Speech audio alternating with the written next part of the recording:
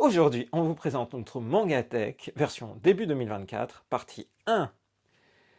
Mesakura, c'est Morgane et Rosalis. sur la chaîne Rosalis A. Allons-y. Première partie, parce qu'en fait il y a 3 parties. Hop là. Mais ça, vous verrez la suite après. On va regarder du coup aujourd'hui dans cette vidéo, cette première partie qui regroupe un certain nombre d'éditeurs, puisque nous rangeons par éditeur, et ensuite, pas vraiment par ordre alphabétique. Oui, enfin, c'était quand moi je rangeais. Après, Oui. je t'ai laissé en freestyle Mais faire ce que c'est tu voulais. toujours le cas, J'ai Rosalie. juste réaligné un C'est petit peu vers nous. toujours le cas. Voilà. Vraiment. Oui. Donc, on est parti. Alors, vas-y. Alors, vous aviez d'ailleurs nos précédentes vidéos de Mangatech sur la chaîne, vous pouvez les retrouver. Ici, nous retrouvons des éditeurs quand même plutôt récents, Meian, Vega et Mangetsu, entre J'avais autres. tout aligné vers nous. Et donc, dedans, il y a des titres qu'on aime particulièrement. Mon chat est tout faire et tout, encore tout déprimé. Il y a le fameux Demon Nord en One Room Hero, cher à Rosalis, Unsung Cinderella, malheureusement trop méconnu en France, sur la vie d'une pharmacienne à l'hôpital, c'est vraiment passionnant. Seven's Time Loop, qui a une adaptation en animé à cet hiver 2024. Des séries qu'on a récemment débutées, Abyss Azure, qui est une chouette série, une série finie Ipaka, Les Enfants d'Hippocrate dans le milieu médical également, The Ice Guy and the Cool Girl, très bonne série qui a bénéficié d'une adaptation animée. Je voudrais revenir en arrière avec un titre que je ne peux que recommander en fait aux fans de manga et pour savoir comment est la vie d'un mangaka. C'est le journal d'une vie tranquille de Tetsuya Chiba. Il y a le tome 5 qui vient de sortir, que je n'ai pas encore, et qui raconte en fait le quotidien, maintenant qu'il a plus de 80 ans, dans mangaka, ultra phare parce qu'il est à l'origine, c'est un des créateurs de Ashita no Joe. Voilà, ensuite il y a aussi quelques comédies romantiques. Il y a Bocchi the Rock. Ce qui est notable avec Bocchi, c'est que c'est du Yonkoma. C'est ce que Rosalis adore et regrette d'une très faible publication de ce type-là en France. Et il y a Tear Moon Empire Story, donc de l'heroic fantasy, de l'isekai et des choses qui sont tout à fait très chouettes. Ensuite, nous avons l'étage de l'éditeur qui sort en tome tous les X mois, X étant strictement supérieur à 4, j'aurais tendance à dire, voire plus. Alias 9 Graphics. 9 super titres, vraiment trop bien. Mais des tomes, on se demande quand est-ce qu'on aura la fin des séries, tellement ça prend son temps. Genre Tonikaku Kawaii, que j'adore, dont j'ai déjà eu l'occasion de parler sur la chaîne. Tonikaku Kawaii, dont la parution a commencé en juin 2022, il y a 1 an et demi, on a 4 tomes Je depuis. rêve, il est sous Il est plastique. toujours sous plastique, Et oui. pourquoi t'ouvres pas tes mangas, Normalement, je Morgane? les ouvre tous, mais en fait, comme je les... Tonikaku Kawaii et quelques autres séries, je les lis en pré-pub, puis je les relis en pré-pub, donc je veux les avoir dans ma bibliothèque, mais des fois, j'ai oublié de relire le tome 2. Par contre, le 3, le 4, ils sont pas sous plastique. Voilà. Welcome to the Ballroom sur la danse, une très bonne série que je ne peux que recommander. Vous voyez parfois des tomes 1 tout seuls de mangas. C'est des mangas qu'on a testés, mais que j'ai pas continué. Genre Run to Girlfriend. Voilà, La Maison des Maïko. Si vous ne savez pas quelle série regarder sur Netflix, regardez Makanai, La Cuisine des Maïko, La Maison des Maïko, c'est trop bien. En fait, vous l'avez compris, il n'y a que des titres que j'aime beaucoup. Une histoire d'amour toute tranquille, Mobuku no Koi, c'est vraiment trop bien. C'est une histoire adulte. Et il y a la série préférée de Rosalis, la série Kill Andor, Sleepy Princess in the Demon Castle. Bon, je sais pas, c'est neuf, là c'est chez Meian, parce que l'étage dédié à Meian n'est plus assez grand.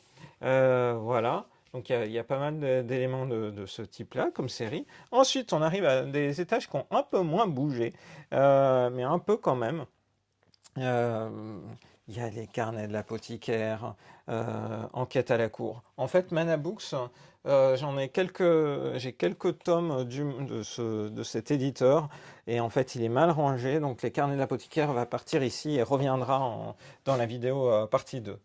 Il y a J'adore ces guides manga, en fait. En 2023, ils en ont ressorti d'autres. Il y avait un guide manga des bases de données, un guide manga, c'est de l'introduction, je dirais, équivalent licence 1, si les sujets vous intéressent. Donc là, j'ai pris celui de la biochimie et j'ai pris celui sur la biologie moléculaire, hein, parce que je trouvais que c'était intéressant pour moi de me remettre quelques petits éléments en tête, notamment dans ce que je travaille par ailleurs dans le domaine bioinformatique.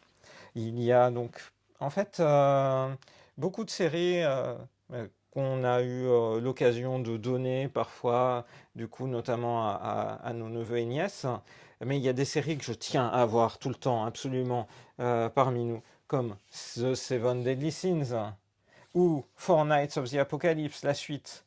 J'avais commencé Blizzard Axel de Nakaba Suzuki, l'auteur, mais j'ai pas continué. Par contre, Click Captor Sakura, Card Captor Sakura Click Card Arc, c'est un classique, sachant que il y a évidemment des choses derrière dans la bibliothèque. Et il y a notamment, eh bien, Card Captor Sakura à l'origine. Mais on reviendra sur les arrières un peu après.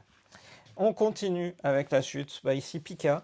Il y a évidemment des choses autour de Sailor Moon, les brigades immunitaires. Je trouve que c'est un manga éducatif vraiment intéressant. En fait, s'il y a deux mangas éducatifs un peu scientifiques mais drôles que je peux recommander, c'est vraiment ça, Heaven's Design Team et les brigades immunitaires. C'est trop trop bien. Les brigades immunitaires Black, c'est bien aussi, mais c'est un peu déprimant puisque c'est tout ce qui se passe dans un corps humain qui ne fonctionne plus. Bon, c'est un peu dur. Voilà, il y a quelques éléments autour de Star Wars, de la guerre des étoiles, saison maudite dont j'ai déjà eu l'occasion de parler, et puis les titres de Akiko Higashimura au Lézard Noir. Le Lézard Noir est sur deux parties de bibliothèque, qui sera dans la partie 2 également. Voilà. Ensuite, on passe à notamment Kyun. Kyun qui a l'excellente série Isabella Burn pour connaître un peu plus le Japon du 20e siècle. Voilà, 19e, 20e. Voilà, voilà. Évidemment, qu'est-ce que c'est ça, Rosalis? Des Fuliren avec des éditions collector pas du tout ouvertes, encore sous plastique. Mais que j'ai tellement lu que je connais par cœur Fuliren. Je t'assure, je t'assure. Fuliren. Et puis il y a aussi le carnet collector de cartes postales de Fuliren ici, que j'ai rangé Avec ici. toutes les cartes postales à l'intérieur. Voilà. Ah bah oui, oui, je ne les ai pas envoyés. Le renard et le petit tanuki. Et puis en bas, c'est mon coin. Adachi. Tu te rends compte ça? J'ai tout reclassé parce que là, tu avais tout mis n'importe évidemment, c'est des mix, c'est touch, etc. Bah tiens, on va repartir là-dedans. Tiens, il y a du neuf graphics qui est mal classé qui va remonter. Donc ici, on va aller en deuxième phase, on va aller derrière. Qu'est-ce que c'est? C'est par exemple H2. Donc ici, c'est vraiment le coin Adachi. Il y a WAF aussi, Idol A, Short Programme. On était bien grand fan de Adachi. Il mérite carrément. C'est même pas un éditeur. C'est tout éditeur confondu, c'est tout Adachi. Même s'il me manque des titres. Ensuite, ici, derrière, qu'est-ce qui se passe derrière? Tu sais ce qu'il y a derrière? Non, parce qu'à force, on oublie. Même si on compacte. Il y a Dr. Slump. En fait, c'est les œuvres de Toriyama. Donc Dr. Slump, il n'y a pas que les œuvres de Toriyama, comme vous l'avez vu, puisqu'il y a aussi Amanchu, excellente série tranquille sur la plongée sous-marine, et évidemment il y a Dragon Ball. Donc voilà. Hop. Ensuite, on remonte progressivement, on repasse à l'étage de Pika. Là, il y a des éléments collector. Attention, voilà, il y a nos Sailor Moon, plus exactement les Sailor Moon de Rosalis, qui ont 30 ans, presque. Il y a Gundam The Origin, en rupture en France par ailleurs. Et puis il y a Ranma, quelques tomes de Ranma. On remonte, on remonte, on remonte. Donc on a vu ici qu'on avait Seven Deadly Sins. Il y a aussi les titres lapins de Rosalis, comme Globule, Happy Clover, etc. Voilà, du Seven Deadly Sins. On remonte, on remonte. Oh, mais je m'étais bien dit qu'il y avait des choses qui étaient mal classées. Il y a un Flying Witch qui est perdu quelque part, qu'il faudra que je remette avec ses collègues. Parce qu'on a Flying Witch ici. Très bonne série de sorcières du quotidien. On a du Bakuman, par exemple, par là, qui s'est un peu perdu, je dois dire. Et puis enfin là-haut, mais là-haut, j'ose pas regarder ce qu'il y a derrière. Pourquoi? Je ne sais plus ce qu'il y a derrière. Non, je sais ce qu'il y a derrière. Regarde, on va faire un petit trou. Est-ce que tu vois? Mes voisins, les Yamada. Tu sais, on en a parlé récemment. T'as pas vu le film? Il serait temps de lire le manga. On en a parlé dans quelle vidéo, tu te souviens?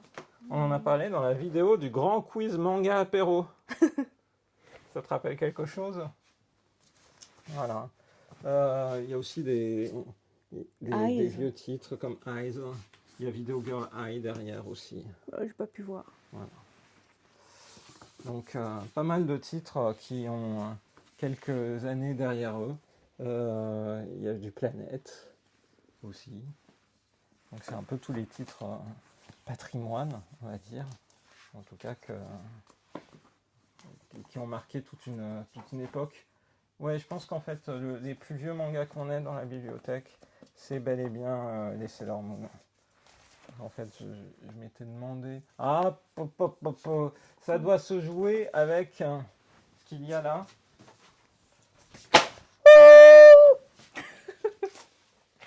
Et toi, tu te contentes de filmer, t'aurais pu sauver ce pauvre manga. Je peux pas. Bon. Ah. C'est peut-être Black Magic de Masamune Shirow aux éditions Tonkam. Tu dirais que c'était quand Black Magic? Octobre 94. Tu vois, ouais. ce manga a 30 ans. Donc, c'est peut-être le plus vieux. Parce que je n'ai pas de mes plus vieux mangas comme Akira et autres ici. Donc, en fait, ça sera lui le plus vieux. Lui avait fait le trajet de ma Haute-Savoie natale jusqu'à Nantes. Hop. Je sais plus, là, j'ai fait tomber des mangas, c'est terrible. Voilà. De toute façon, cette ligne était trop serrée. Il était trop serré. Voilà du coup pour cette première aperçu de notre bibliothèque manga, de notre mangatech. Est-ce que tu veux rajouter quelque chose, Rosalie? Rendez-vous dans l'épisode 2. L'épisode 2.